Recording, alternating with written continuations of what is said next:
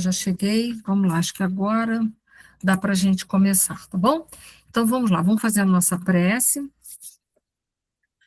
Senhor Deus, Jesus, o Mestre querido, aos amigos espirituais que nos protegem e que nos guiam, a nossa eterna gratidão por tudo que nós temos recebido ao longo das nossas vidas e que essa paz, esse amor que por ora sentimos, possa, através dos nossos pensamentos, da nossa vontade dirigida, envolver todos aqueles que passam pelos nossos pensamentos e que são motivos das nossas preocupações.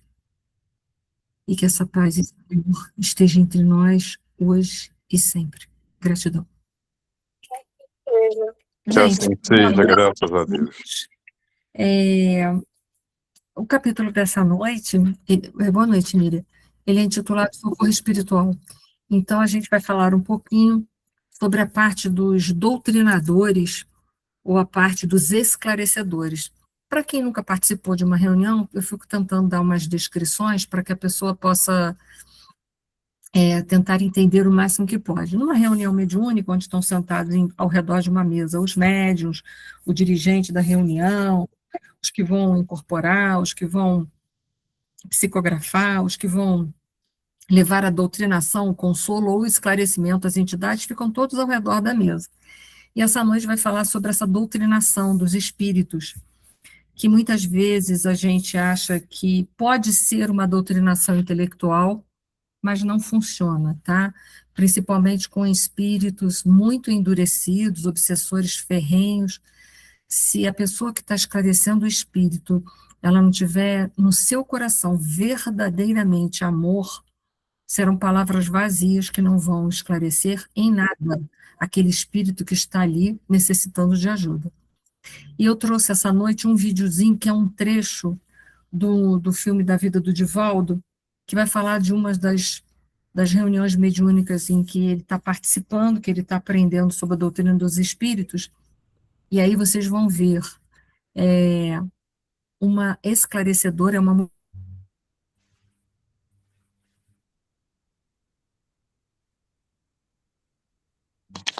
Travou. Dá para me ouvir, gente? Agora dá. Que bom.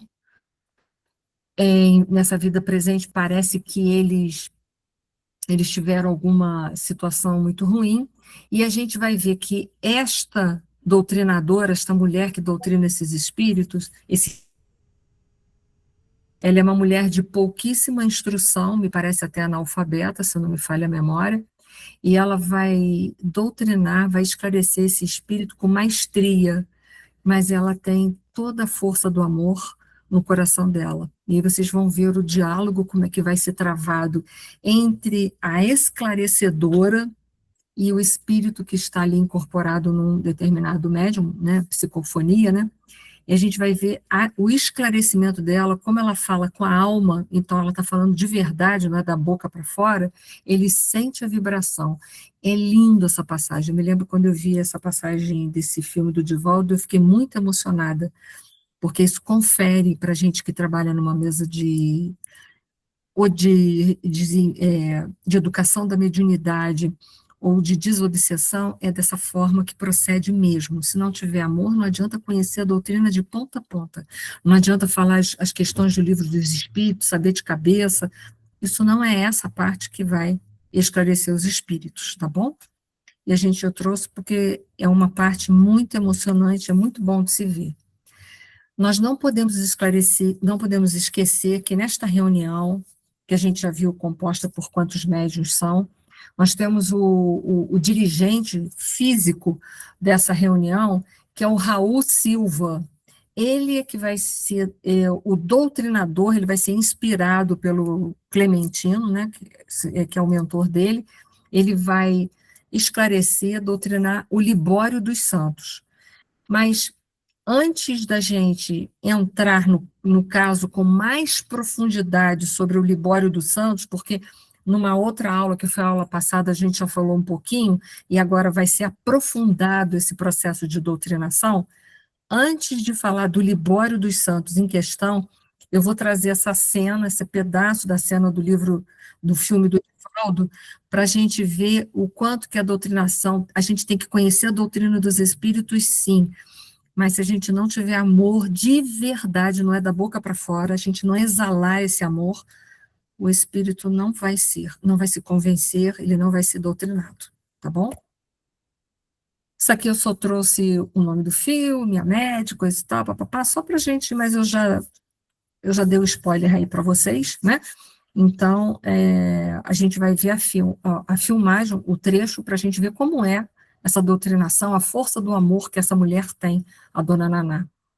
Então, a gente vai ver que é uma mulher simples, de origem humilde, não se fala de humildade e virtude de ser, mas de poucos recursos financeiros, uma mulher analfabeta, mas que tem uma sabedoria espiritual, uma amorosidade verdadeira, não é fingida, e o quanto que ela consegue verdadeiramente, através do diálogo esclarecedor com o espírito obsessor, o quanto ela consegue envolver. Então, peço a vocês agora, prestem atenção, eu vou colocar o filme, prestem atenção, tá bom? Não interrompam, eu peço a vocês, só para não sair a voz de vocês, concomitante com o filme, tá? Então, vamos lá. Seja bem-vindo, irmão. Irmão, não sou seu irmão. Me chame de obsessor. É meu irmão, senhor. Somos filhos do mesmo pai. Ele me deixou morrer e foi embora sem piedade. Você tem razão. A atitude desumana desse homem lhe tirou a vida. Mas eu lhe garanto, meu irmão, que atribuir o mal que ele fez nunca compensará. Esse ódio poderá se estender por séculos. Não tem falsidade, irmão. Eu te amo. Meu desejo aqui é que ele fique livre de você. É que você fique livre dele. Porque é você quem mais sofre. Não acha que é chegado o momento de ter um pouco de paz? É difícil perdoar esse assassino. Não tenha pressa. Um perdão verdadeiro pode demorar muitos anos. Mas atormentando esse homem que é um médico, você também colocará em risco a vida de outros pacientes. Se você ainda não consegue perdoar, ao menos desculpe a ignorância dele e se afaste. Lembre-se de Jesus, que mesmo exposto ao delírio da multidão que torturava na cruz, dirige-se ao Pai e implora: perdoa-os, meu Pai. Eles não sabem o que fazem. Nós estamos em dimensões diferentes. Não te pegaria no colo como um filho e cuidaria das suas feridas. Entendeu? Não é a palavra, é a autoridade moral. Não é a altura da voz, é o tamanho do amor. Está tudo interligado, Divaldo. Sem amor, não há solução. É uma passagem lindíssima, né? Ela era uma mulher de profundos conhecimentos, né? Mas ela tinha o amor dentro do coração dela. Ela fala com tanta sinceridade para o obsessor que ela consegue verdadeiramente envolvê-lo e doutriná-lo. E aí, nesse finalzinho, né, tá a dirigente da reunião conversando com o Divaldo, falando que, né, é a autoridade moral que vai esclarecer os obsessores, jamais o conhecimento intelectual. Então, é esse amor que essa mulher, com certeza, através de muita renúncia, de muita abnegação, ela conseguiu desenvolver ao longo da trajetória dela naquela atual existência, e por isso que ela consegue, através da palavra, ela exala esse amor, e ele sente essa vibração, e ele vê que é sincero aquilo que ela está falando, que não é da boca para fora. E aí ele se emociona, se envolve, e consegue ser doutrinado, e consegue ser orientado, e direcionado no plano espiritual. Então, eu só trouxe isso para vocês porque isso é de fato, né? É muito verdadeiro. Eu tive uma experiência uma vez, não vou contar os detalhes, numa reunião de desobsessão que eu participava, e o espírito chegou com muita violência também, falando com raiva de uma certa pessoa que ele estava perseguindo, e a pessoa que foi doutriná-lo começou a falar uma porção de coisa do Evangelho, do Livro dos Espíritos, e ele viu que era um diálogo muito racional. Em dado momento, ele interrompe o esclarecedor e fala assim para ele, né, com truculência, com violência, que aquilo tudo são palavras ditas da boca para fora, que naquele dia ele havia visitado a casa daquele esclarecedor, né? O espírito fala para o esclarecedor, e que havia visto na casa desse esclarecedor ele fazer isso, aquilo e aquilo outro. Então, o que ele estava falando, tudo era um discurso vazio. Eu presenciei isso numa reunião, então eu digo para vocês que isso é um fato, né? Eles nos acompanham, os espíritos, e principalmente nós que somos trabalhadores da seara espírita, eles nos acompanham para saber se o nosso falar conjuga com o nosso agir. Então, é isso que se espera de um trabalhador de uma mesa mediúnica, que ele tente, é claro que a gente tem falhas, a gente não vive o evangelho 24 horas, se esperar trabalhadores perfeitos, nós não vamos ter trabalho em lugar nenhum, mas é aquele que, quando cai, ele reconhece de verdade, toca o coração dele, e ele procura de verdade se modificar. E aí sim a gente vai ter a autoridade do amor. Mas, caso contrário, vai ser só um discurso vazio, um discurso de demagogia, né, permeado pela demagogia, e que o espírito não vai se convencer e não vai se afastar. Então, só quis trazer isso para vocês entenderem, verem na prática, é assim mesmo do jeito que o filme retrata para todos nós. Então, vamos lá. Agora sim, o caso Libório dos Santos, que fica a cargo, então, do irmão Raul Silva, que está encarnado, é o esclarecedor, mas é também o dirigente material dessa reunião mediúnica. Ele vai começar a esclarecer o Libório dos Santos. E a gente vai ver, a gente vai ler, que se não houver amor por parte, novamente, não tiver essa autoridade do amor no coração, não vai haver esclarecimento. Tá? Não vai. E eles vão desafiar a gente, vão contar coisas que a gente faz. Ainda tem mais essa. A gente ainda vai ficar com uma cara deste tamanho, tá? Então, vamos lá. Sob a influência de Clementino, que é o mentor do Raul Silva e é o dirigente espiritual dessa reunião, que o envolvia inteiramente, Silva levantara-se e dirigia o seu comunicante com bondade. Geralmente, é assim que funciona numa reunião. Tá todos os médiuns, todos os trabalhadores sentados ao redor de uma mesa. Quando tem um médium que incorpora, ele continua sentado, e o que vai esclarecer, então, ele sai da cadeira, vai até o médium que está naquele momento em transe psicofônico, e geralmente a gente impõe as mãos e começa um diálogo repleto de esclarecimento e de amor para tentar conduzi-los. E dessa forma que funciona, para quem nunca viu uma reunião.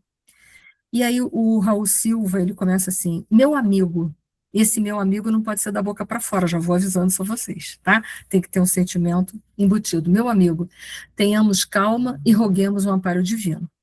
Estou doente, desesperado, fala o Libório. Sim, todos, olha só, ele não se coloca numa posição de superioridade. Sim, todos somos enfermos, mas não nos cabe perder a confiança. Somos filhos de nosso Pai Celestial, que é sempre pródigo de amor. Então, Raul Silva, ele não se coloca numa situação de superioridade, dizendo que ele também, ele tem um telhado de vidro, né? Mas que ele reconhece que mesmo nos momentos de fragilidade dele, ele não diz, mas ele emite a emoção, que mesmo nos momentos de fragilidade, ele lembra que todos nós temos um Pai que é providencial e tem solução para todos os problemas da nossa vida. Então, ele falando isso de coração, o outro já, né? E aí o Libório, que é o obsessor, fala: é padre? Não sou seu irmão, ele responde, né? Com raiva, com truculência. Mentira, nem o conheço. Aí o Raul responde: somos uma só família, à frente de Deus. O interlocutor conturbado riu-se irônico e acentuou: deve ser algum sacerdote fanatizado para conversar neste termo. Ele responde com um tom bem de ironia e sarcasmo, né? Mas a gente tem que lembrar que quando uma pessoa está muito irônica e sarcástica, geralmente ela está tentando botar essa máscara para esconder o quanto que ela está destruída interiormente. Então, por isso que a gente tem que ter uma conduta de misericórdia. Se a gente deixa a arrogância prevalecer, esse diálogo não vai para lugar nenhum. Mas quando a gente entende que também um dia, pelo menos, a gente já usou da ironia para poder disfarçar a grande dor que estava no nosso coração, aí a gente, né, fica no mesmo patamar de fragilidade. Não que ele desça, vai chafurdar o pé na lama o Raul Silva, não, mas ele mostra a suscetibilidade que ele também sofre. E aí, se esse diálogo ele vai dentro dessa direção, aí é possível se fazer uma doutrinação. Caso contrário, esquece, porque o caminho já está perdido, se não for desse jeito.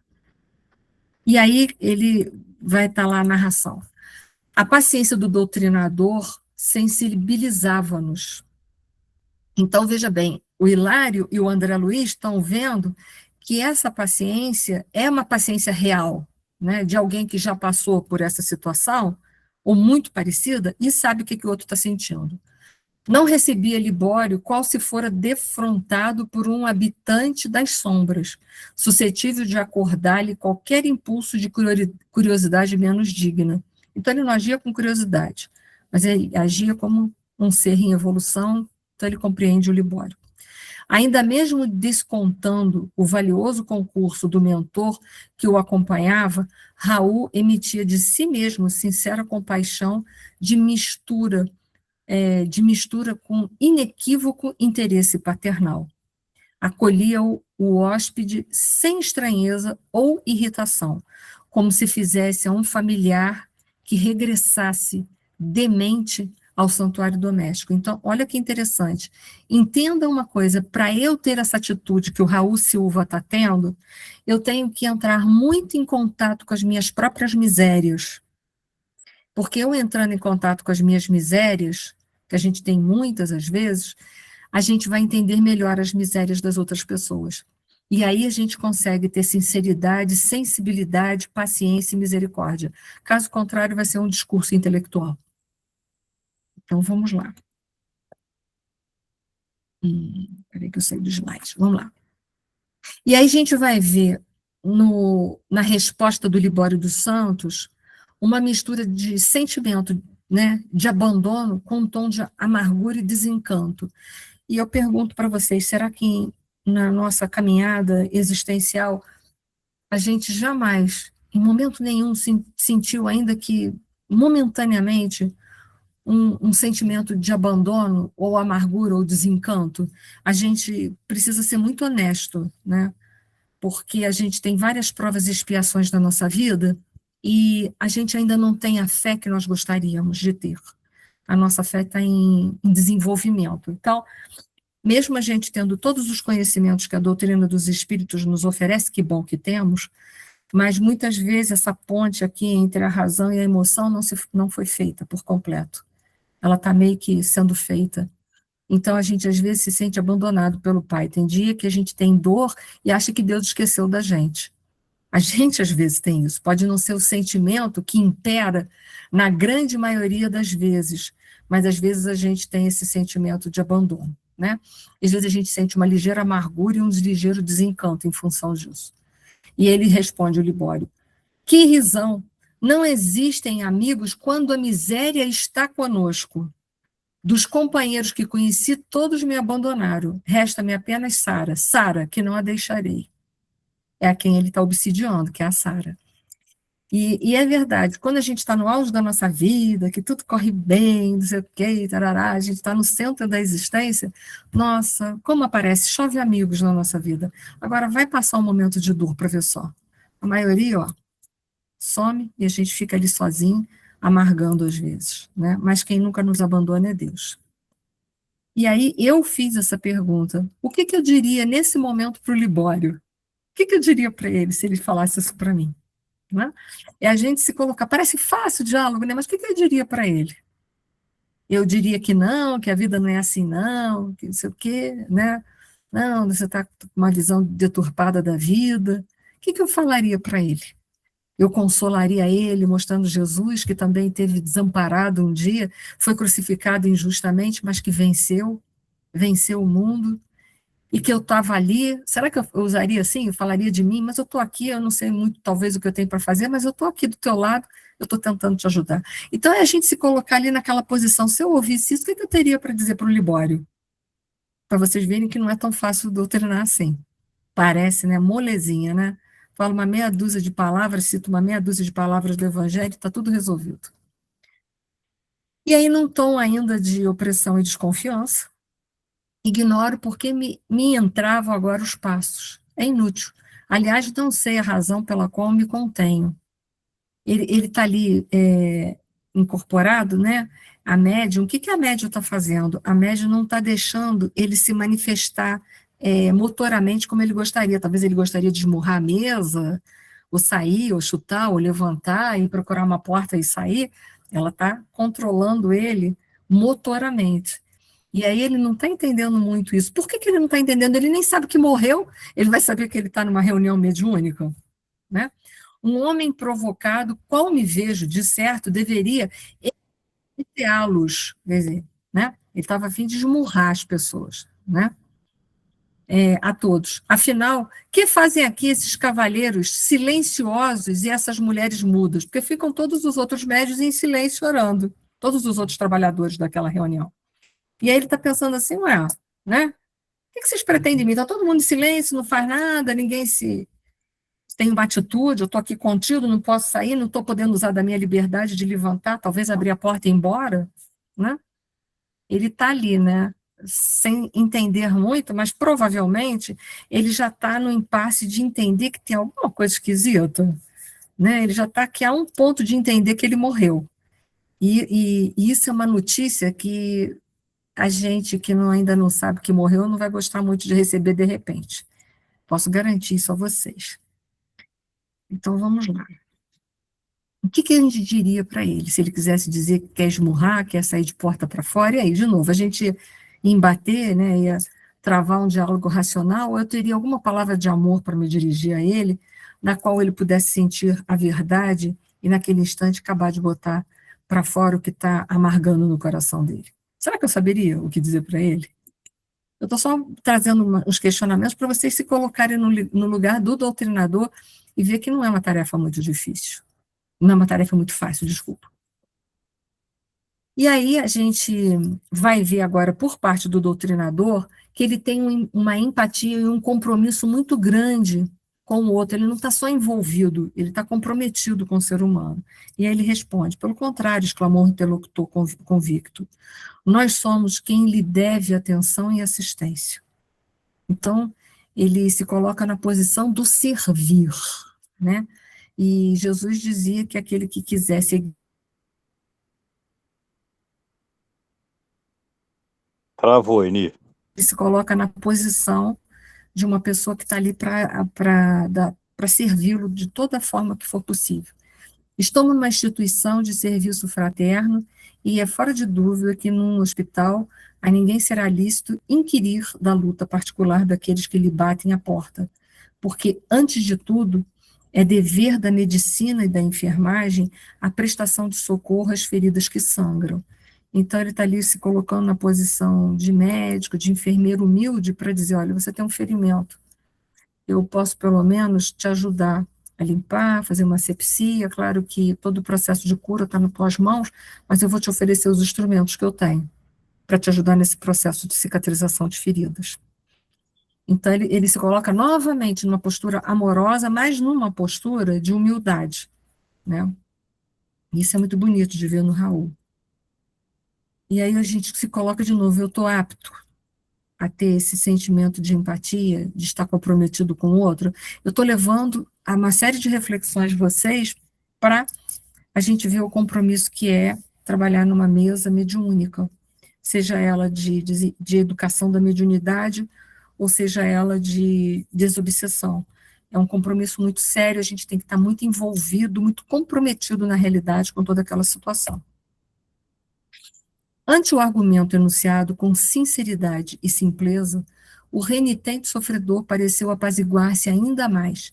Jatos de energia mental, partidos de Silva, né, de Raul Silva, alcançavam-no agora em cheio no tórax, como a lhes buscarem o coração. Então, olha só, o Raul Silva, era tanta sinceridade que tinha nas palavras dele, que ele emitia fluidos de amor, de paz, de misericórdia, de compaixão, que envolvia o espírito comunicante. Então, veja bem, não eram palavras vazias, era algo que o espírito comunicante podia sentir, podia, né, palpar dentro dele, sentir de verdade que eram palavras recheadas de sinceridade. Libório, meu irmão. Essas 3 palavras, Libório, meu irmão, foram pronunciadas com tamanha inflexão, generosidade fraternal, que o hóspede não pôde sobitar o pranto que lhe subia do âmago. Raul avançou para ele, impondo-lhe as mãos, das quais jorrava um luminoso fluxo magnético, e convidou: vamos orar, né?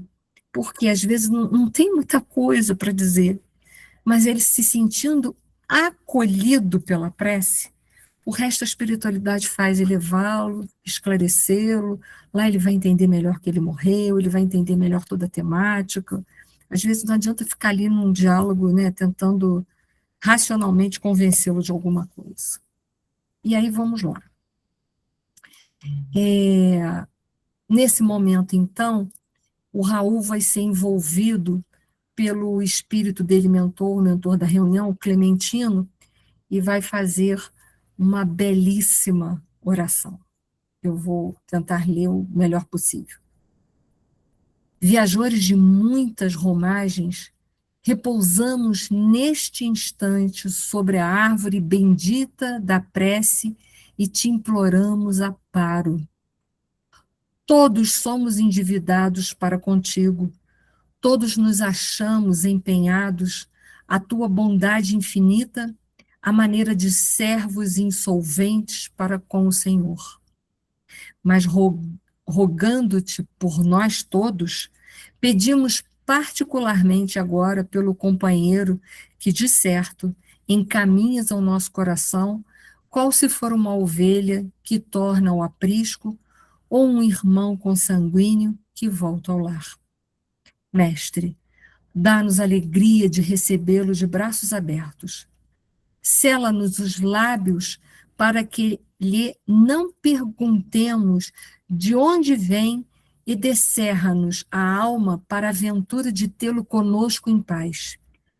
Inspira-nos a palavra a fim de que a imprudência não se imiscua em nossa língua, aprofundando as chagas interiores do irmão, e ajuda-nos a sustentar o respeito que lhe devemos.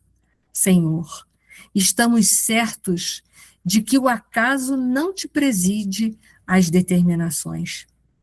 Teu amor, que nos reserva invariavelmente o melhor cada dia, aproxima-nos uns dos outros para o trabalho justo. Nossas almas são fios da vida em tuas mãos. Ajusta-os para que obtenhamos do alto o favor de servir contigo. Nosso Libório é mais um irmão que chega de longe, de recuados horizontes do passado.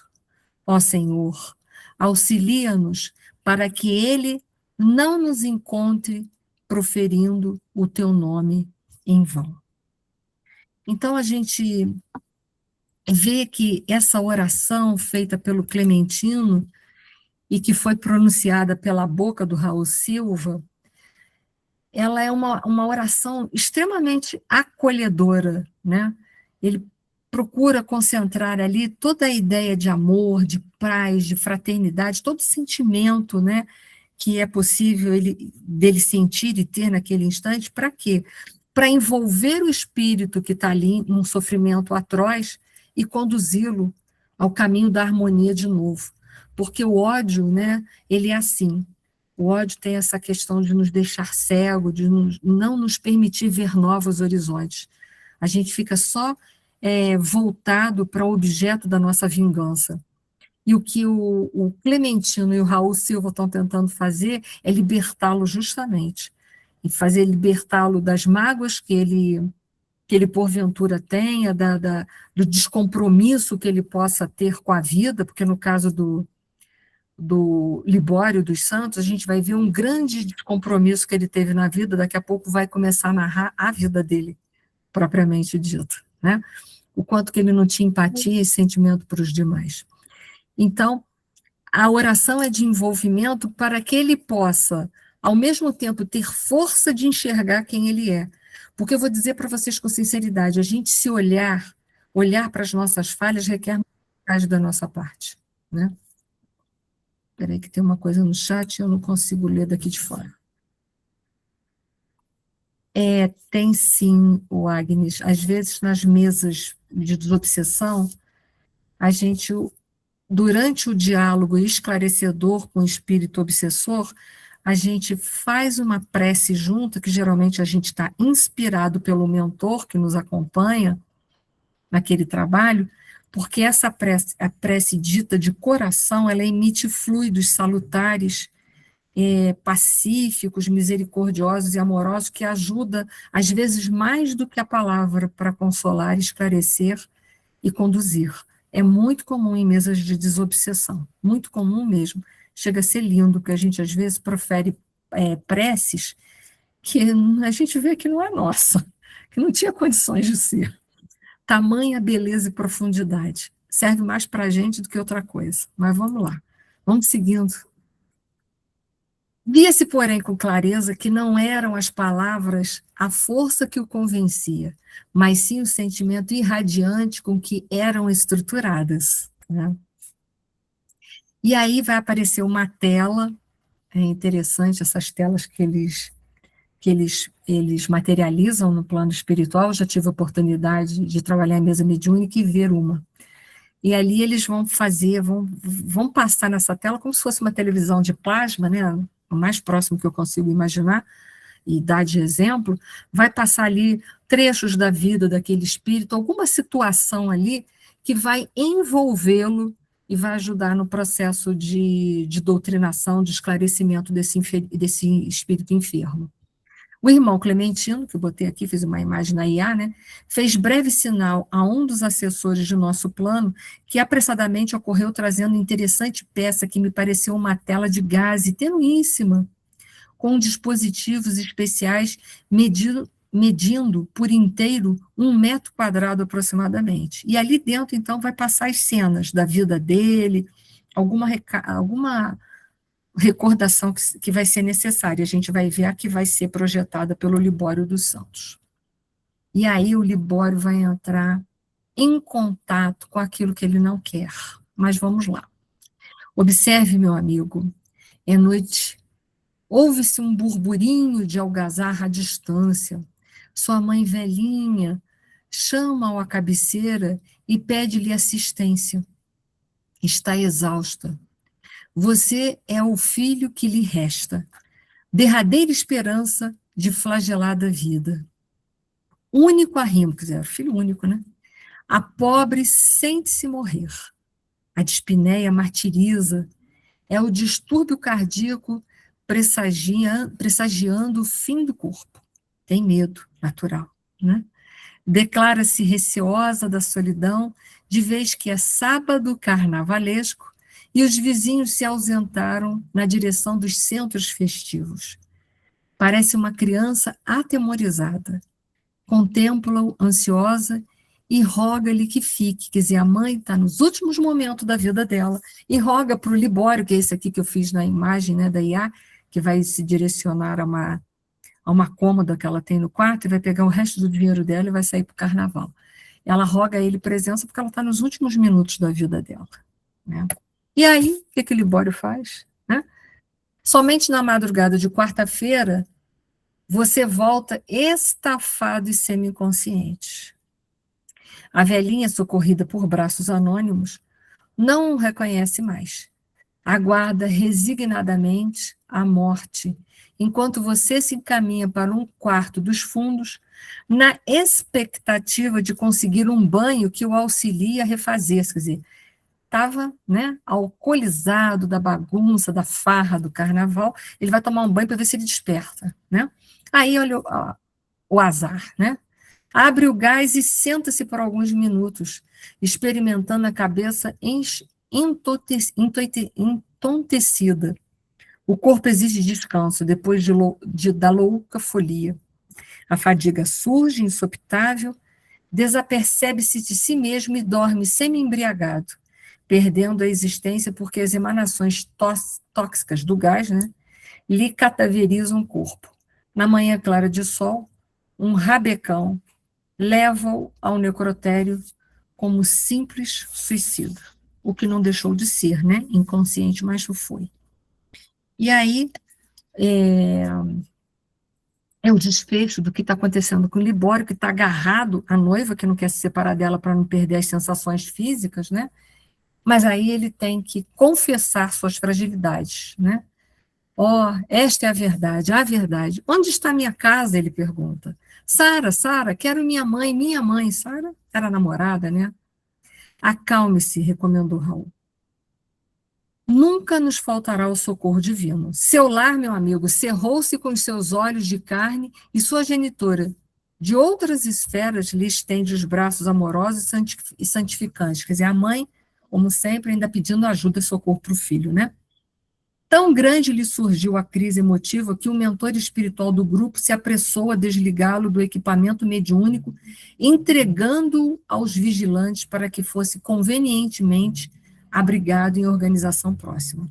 Libório, em fundo processo de transformação, afastou-se, tornando Eugênia a posição normal. Por que que a espiritualidade fez isso? Primeiro que ele já tinha tomado consciência que morreu mesmo, mas ele caiu num desespero tão aflitivo, que para a organização física da médium Eugênia não sofresse com isso, eles desligaram, porque ela não merecia isso, o que precisava fazer já tinha sido feito, e agora os espíritos conduziriam o Libório para um posto de socorro, provavelmente, nas esferas espirituais, para que ele possa se recompor, voltar novamente, né, a sua integridade emocional e poder se recuperar, porque, gente, o que a gente fez já era, né?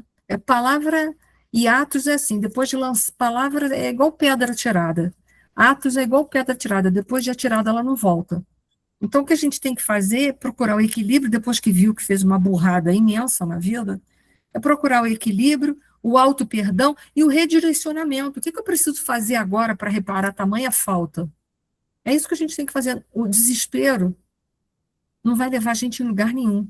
A raiva, a indignação, a tristeza, não vai levar a gente a lugar nenhum. O que a gente precisa? A culpa, o autoflagelo, não vai levar a gente a lugar nenhum. O que a gente precisa fazer? Se responsabilizar, que isso é a tomada de consciência, ver o que você pode fazer daqui para frente para corrigir os processos que você deixou para trás. É o que a gente pode fazer, isso no momento atual. Quando a gente erra, é fazer assim, olhar, errei, não foi nada fácil. Que ruim ter visto isso, mas vi, que bom. De certa forma foi bom porque eu posso me libertar. Mas é saber o que nós temos que fazer e fazer. Não tem jeito, gente. Não adianta ficar lá na cabeça pensando, mas eu não podia ter feito, não podia ter feito. Como é que eu fiz uma burrada desse tamanho? Por que eu fui falar tal coisa? Gente, já fez, já era. O negócio é seguir agora.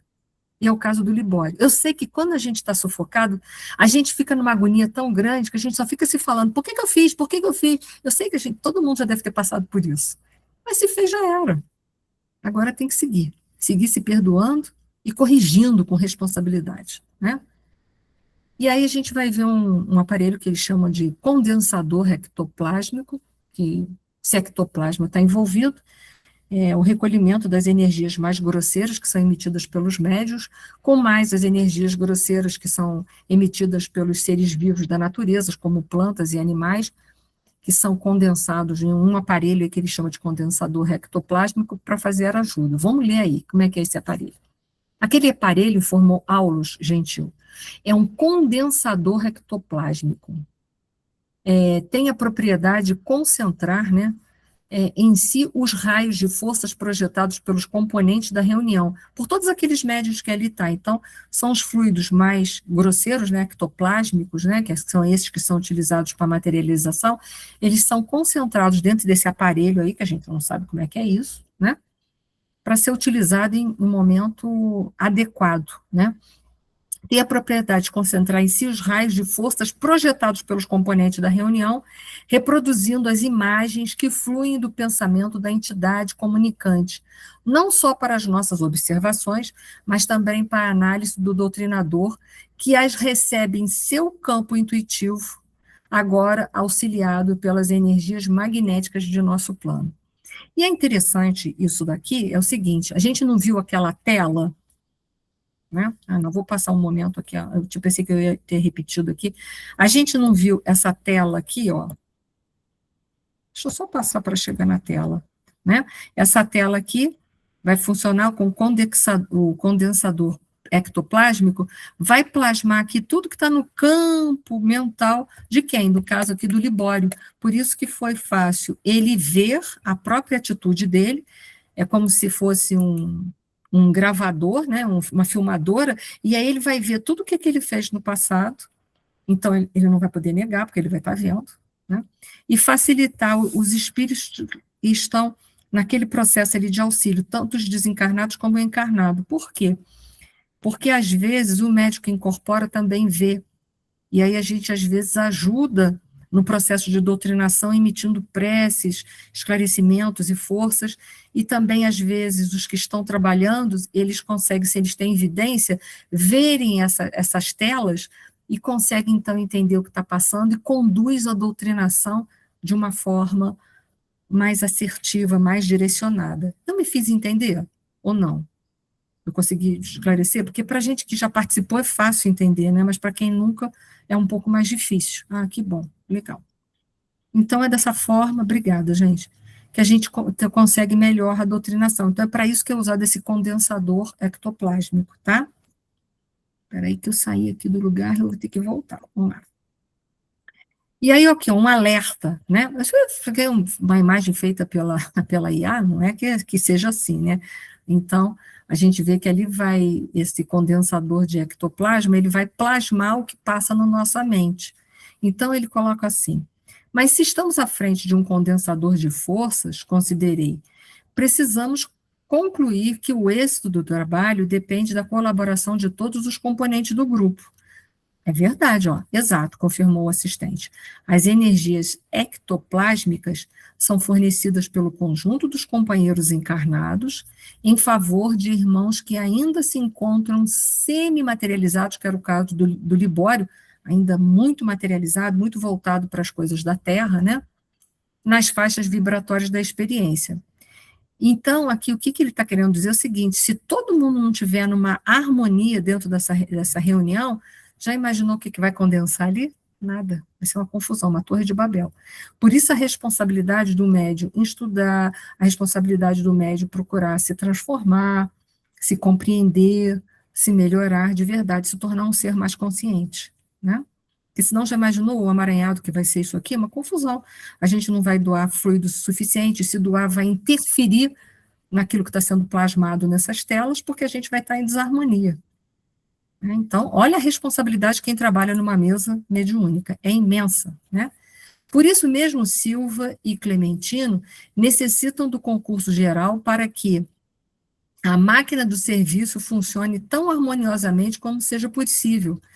Essa frase aqui que eu botei aqui em cima, a reunião espírita é um corpo, é muito utilizado por Kardec no livro dos médiuns. Então, se é um corpo, todas as partes são importantes, a mão é importante, o braço é importante, o corpo é importante, a cabeça é importante, tudo é importante, por isso que todos têm que estar harmonizados.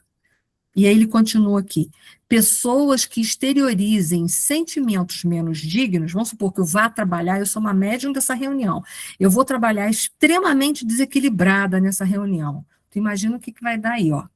Pessoas que exteriorizem sentimentos menos dignos, equivalente a princípios envenenados, nascidos das viciações de variada espécie, perturbam enormemente as atividades dessa natureza, porquanto arrojam no condensador as sombras de que se fazem veículo, prejudicando a eficiência da assembleia e impedindo a visão perfeita da tela por parte da entidade necessitada de compreensão e de luz. Ou seja, a gente vai plasmar a nossa perturbação aqui, ó, nesses fluidos que tem que ser tem que estar muito tênue e muito limpo para que possam expressar verdadeiramente o que se passa no campo mental da entidade comunicante. Mas imagina se a gente está ali mergulhado nos nossos vícios, vamos doar fluidos de péssima qualidade, vamos misturar os nossos vícios àquilo que está sendo plasmado aqui na tela do espírito comunicante. Então, vai ser uma torre de Babel,